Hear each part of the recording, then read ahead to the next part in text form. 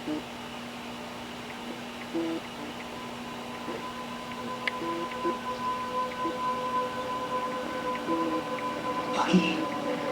Who the hell is Bucky?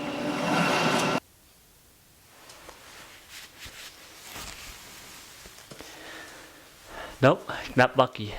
It's me. Hey, welcome to the Lowdown Movie Review. And today we'll be reviewing the movie Captain America Civil War. Yeah, now this movie, to me, is a great movie.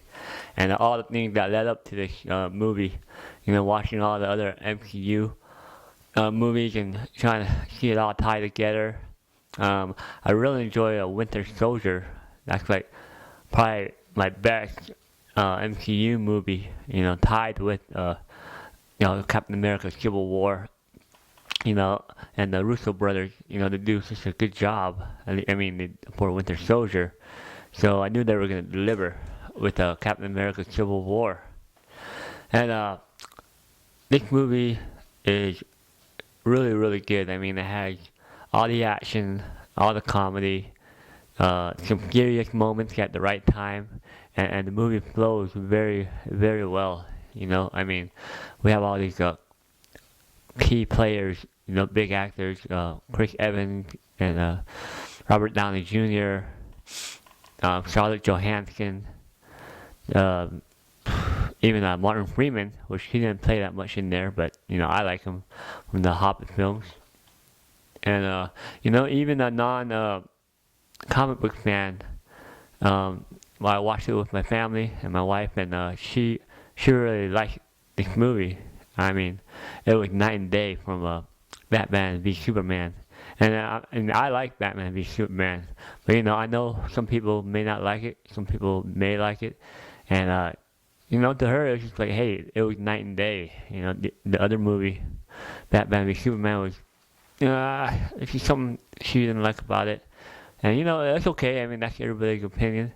But Captain America Civil War, I haven't heard any complaints, So, I mean, let's start off. I mean, you gotta at least watch Age of Ultron, Avengers Age of Ultron, and Captain America Civil War to really kind of get what's going on.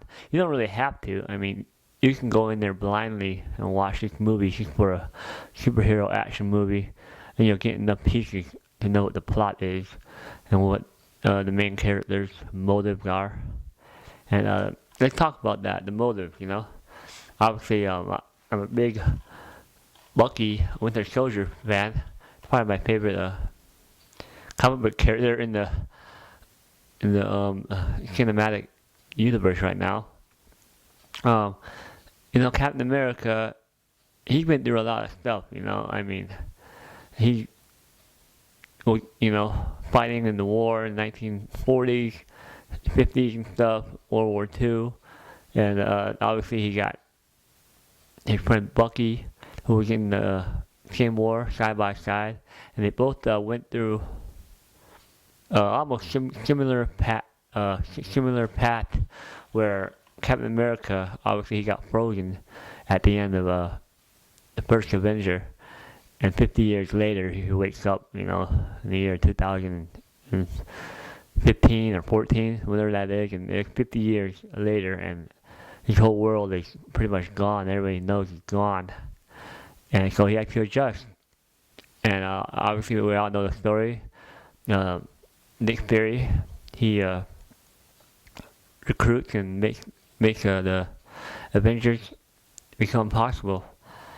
And then you got Bucky, who fell from a train, and I guess he was almost left for dead. He fell pretty far, and Hydra picked him up and did the same thing to him, giving him the super serum.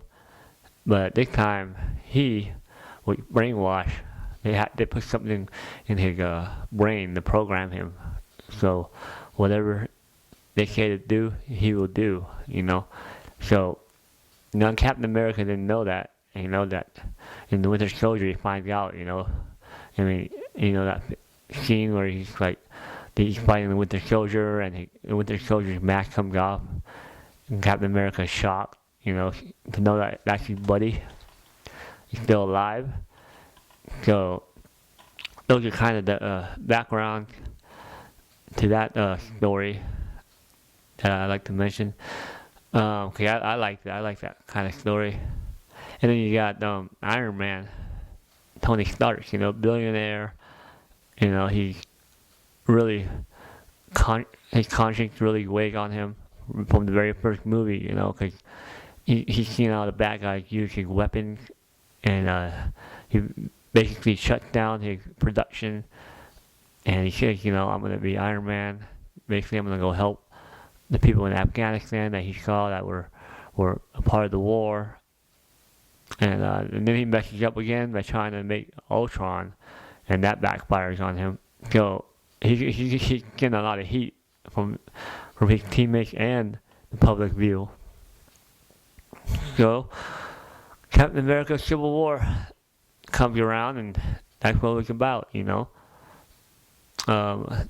Thunderbolt Ross, whom we know from the Incredible Hulk, he's back, and he called the Avengers and finally said, hey, all these countries around the world had enough, enough debt, and we know you guys were just trying to protect and defeat the bad guys, but there's a big cost. People were complaining, they're scared, they don't know who to blame.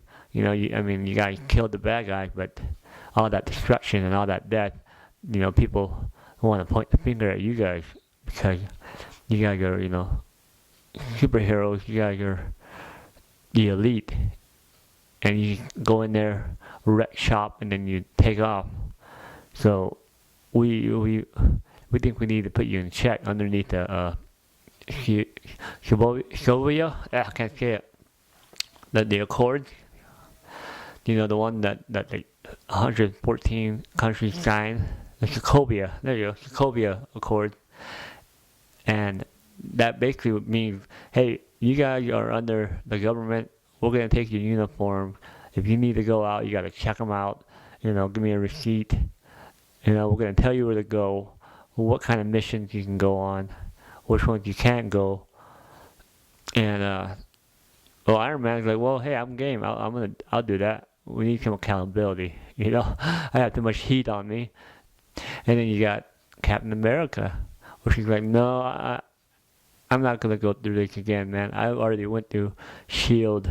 and I've seen how corrupt they are, What if we want to go to a place and we can't go, or they send us to a place and we don't want to go? We still need that freedom and choice to do the right thing on our own terms. You can't blame him at all. And plus, look what happened to his friend Bucky. Bucky Barnes, man. He brainwashed. He's been used to be an assassin to kill tons of people for Hydra. So that's where they butt heads. They're just getting in there, and they're just like, you gotta do what you gotta do, Captain America says, but I'm not gonna do it. I'm not gonna sign. And Iron Man gets pretty mad, obviously. And during that whole thing, there's a couple bombs, a couple killings that go off, and Winter Soldier, Bucky is framed, and Captain America, knowing his buddy, is like, hey, he may be brainwashed, but he's still my buddy, and I'm gonna figure out how to bring him in or take him out myself. Let me do it. So basically, that's what happened. Everybody got after Bucky, obviously, and Captain America, that's his best friend, the only remnant left of his past, of his past with the military, his best friend, and so he's like, well, I got to do this on my terms, and I really understand that because I have a friend as well, who we had a pack together. We went, a typical party, high school, rock and roll, went down the wrong path. But then we went our separate ways. And actually later on, probably like 10 years later, we kind of connected, and he got cleaned up and sober, and he knew I was still in the rut, you know. So he basically preached the gospel to me, and then God saved me. I became a Christian. So now we kind of have that bond of, hey, back in the day, you know, we were kind of rebels, but now we're, you know, on the same side. And you know, and that's someone that I go to personally. If I have any personal problems or stuff happening, or I mess up, and he's the only one I can go to. So I feel that kind of same with Captain America and Bucky. You know, they only have each other to kind of comfort, to confide in, to trust in. And I know Captain America, he has Falcon, you know, and they're a good relationship too, building up. And even with the Black Widow, even she kind of gets where Steve Rogers is coming from. Anyways, you know, this movie was really choreographed. The fight scenes were really good. Um, you know, everybody did a good job. You know, Ant-Man and Spider-Man and Black Panther, they were really great additions to the movie. You know, Spider-Man was in there. She's enough. She's a little sprinkle enough to say, hey, you know, let's see what this new Spider-Man that Marvel kind of is collaborating with Sony. You know, how would they portray Spider-Man, and it was just enough to say, all right, yeah, I can dig it. You know, and Black Panther, yeah, he, you know, I don't know too much about the Black Panther comics. I know a little bit, but that Chadwick Boseman, is that his name? He's I think he'll do pretty good like Black Panther.